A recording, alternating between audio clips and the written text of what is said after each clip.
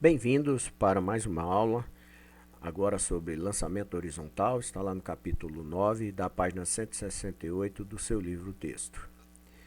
No lançamento horizontal, nós temos um corpo, então, lançado com velocidade inicial apenas horizontal na superfície da Terra, onde, desprezando-se a resistência do ar, essa partícula ela vai descrever um arco de parábola.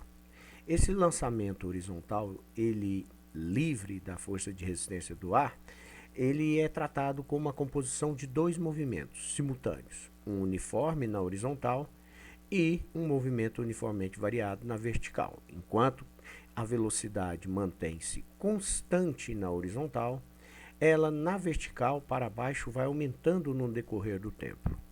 A única coisa, portanto, que é simultânea para os dois movimentos é o tempo. Veja, eu tenho aqui uma partícula que é lançada com velocidade constante e na horizontal.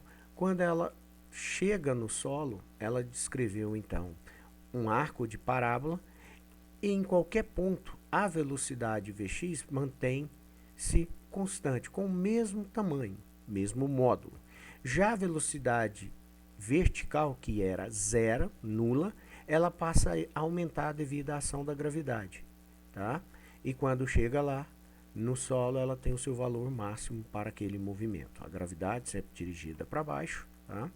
E como as velocidades verticais, nesse caso, são todas para baixo, e a gravidade também, nós temos que esse movimento, então, é acelerado. Relembro aqui que a velocidade na horizontal mantém-se sempre constante. Isso determina um movimento uniforme na horizontal e um movimento uniformemente variado na vertical. Como na horizontal o movimento é uniforme, eu vou usar as equações do movimento uniforme. V igual a ΔS sobre ΔT, a fórmula da velocidade média, onde eu vou trocar as posições S por X, para determinar que X, como na matemática, é horizontal e Y vertical. O mesmo para a função horária, S igual a S0 mais VT, eu troco S por X e fico com a função horária X igual a X0 mais VT, para deixar claro que isso é na horizontal. E na vertical, onde vale todas as equações do move, com gravidade igual a menos 10, pois é dirigida para baixo. Esse J chapéu é um vetor unitário, significa que ele tem módulo igual a 1 e é dirigido na direção de Y, que é vertical para cima. Então, negativo quer dizer contra a direção de Y. A função horária da velocidade, a dos espaços e a equação de Torricelli. Todas modificadas com velocidades verticais, com Y para indicar isso. Tá? E a altura S alterada para Y, porque agora vamos falar de vertical, vamos falar de alturas. A aceleração também eu vou mudar para gravidade, vai ser a aceleração G igual a 10. Aqui é o S também do deslocamento ΔS, que vai virar ΔY para um deslocamento vertical para uma altura.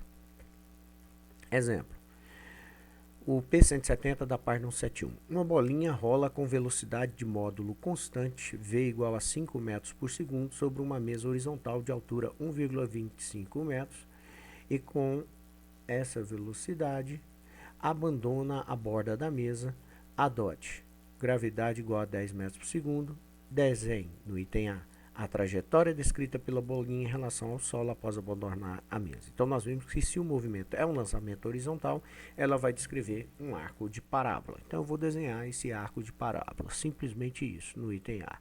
No item B, em quanto tempo a bolinha chega ao chão?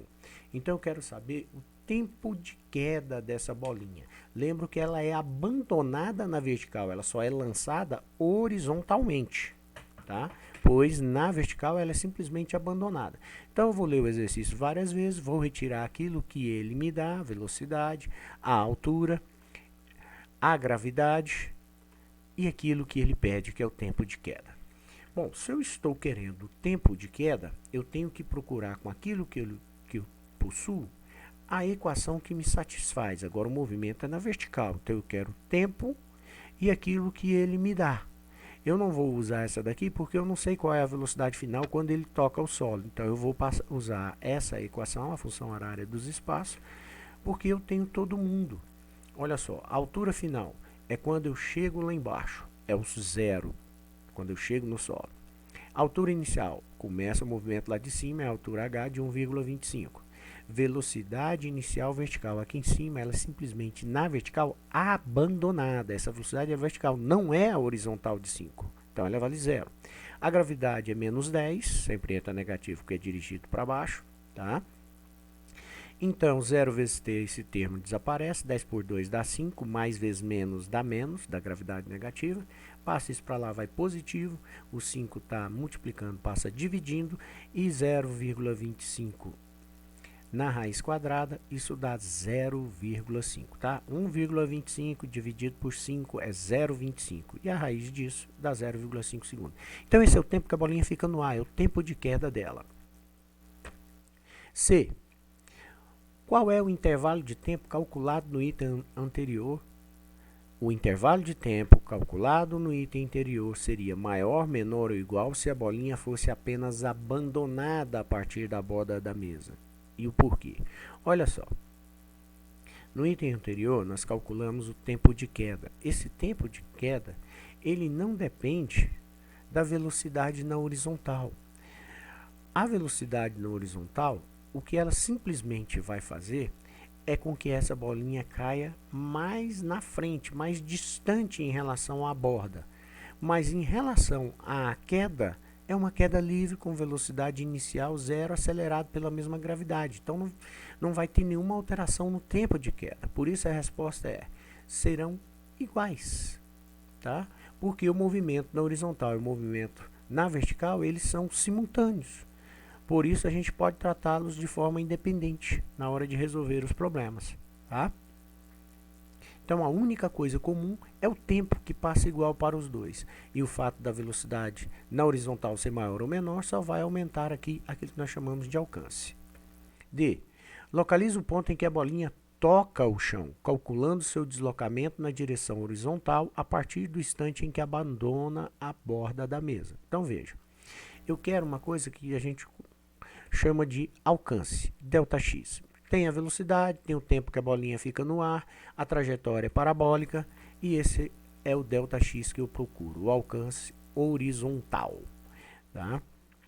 Claro que se estamos tratando de condições na horizontal, eu tenho que usar as equações da horizontal do movimento uniforme. Então, S igual a S0 mais VT, ou transformado, X igual a X0 mais VT. Se eu passar o x0 para cá, ele vem negativo e eu tenho x menos x0, é o meu ΔX. A velocidade é de 5 metros por segundo e o tempo de meio segundo.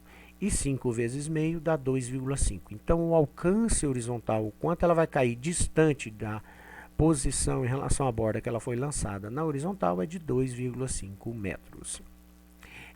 Calcule o modo da velocidade com que a bolinha chega ao solo. Muito bem.